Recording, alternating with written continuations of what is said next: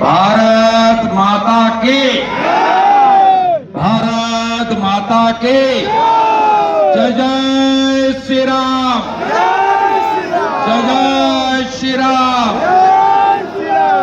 আমি বর্ধমানের মা সর্বমঙ্গলা মাতাকে স্মরণ করে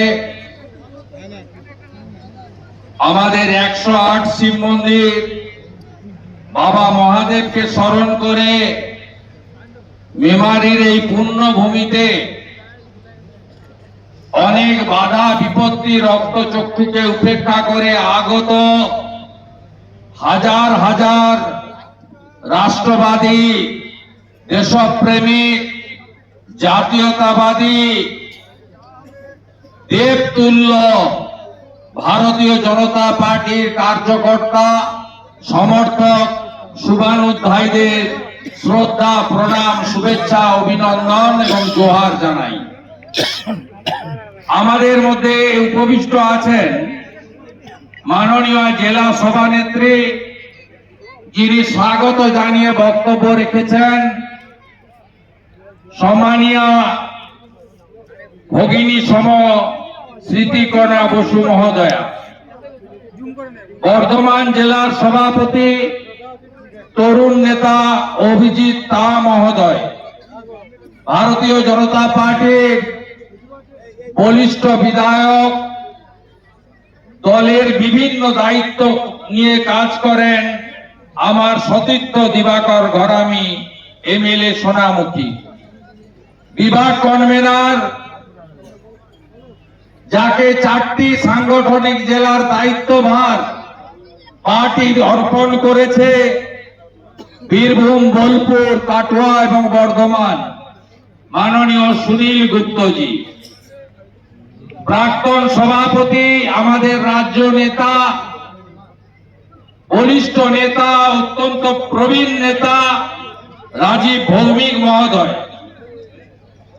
আমাদের মধ্যে উপবিষ্ট আছেন প্রাক্তন সভাপতি এবং 2020 সালে আমি ভারতীয় জনতা পার্টিতে সমস্ত পদ ছেড়ে একজন নাগরিক হিসেবে যোগদান করার পরে প্রথম সভা আমি পূর্বস্থলীতে করেছিলাম।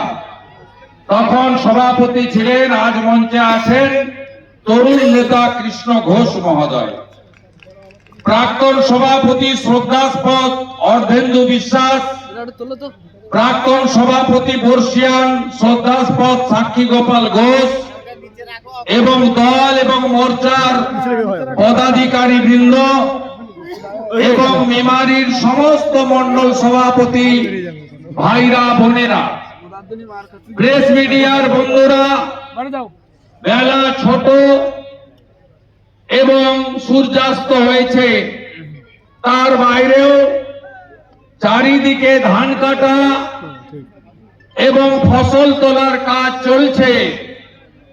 আপনাদের সকলকে ধন্যবাদ জানিয়ে প্রথমত মমতা ব্যানার্জির পুলিশ, এই পুলিশের পশ্চিমবঙ্গ পুলিশ কেউ বলে না, বলে মমতা পুলিশ, এই কর্মসূচিটাতেও বাধা দিয়েছে, অনুমতি দেয়নি।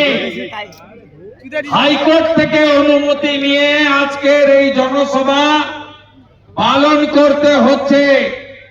এইটাই হচ্ছে পশ্চিমবঙ্গে মমতা ব্যানার্জির সময়ে গণতন্ত্রের হাল। পিসি সভাটা হলো তো মমতার পুলিশ মধুসূদন ভট্টাচার্য, সাবির মন্ডলদের চটি চাটেন, সভাটা করতে পারলো তো বিজেপি। ভারতীয় জনতা পার্টিকে রুখে রাখা যাবে না। 3টা 77 হয়েছে, 77টা 177 করতে হবে এবং হবে।